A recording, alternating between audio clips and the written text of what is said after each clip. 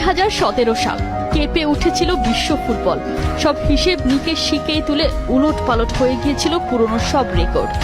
222 million euro টাকার হিসেবে 2118 কোটি 53,442 টাকা। বার্সা টু পিএসজি, নেইমারের এই জার্নি নাম লিখিয়েছিল ইতিহাসের পাতায়। চাইল্ডহুড ড্রিমকে সত্যি করতে রিয়ালের লোভনীয় অফার ছেড়ে নেইমার বেছে নিয়েছিলেন বার্সেলোনাকে।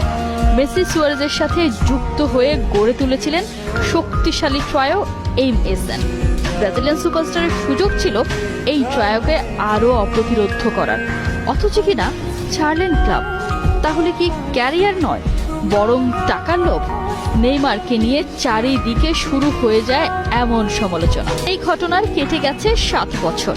সেই নেইমার পিএসজি ছেড়ে পাড়ি দিয়েছেন সৌদি আরব। প্রশ্ন হতেই পারে, এত বছর পর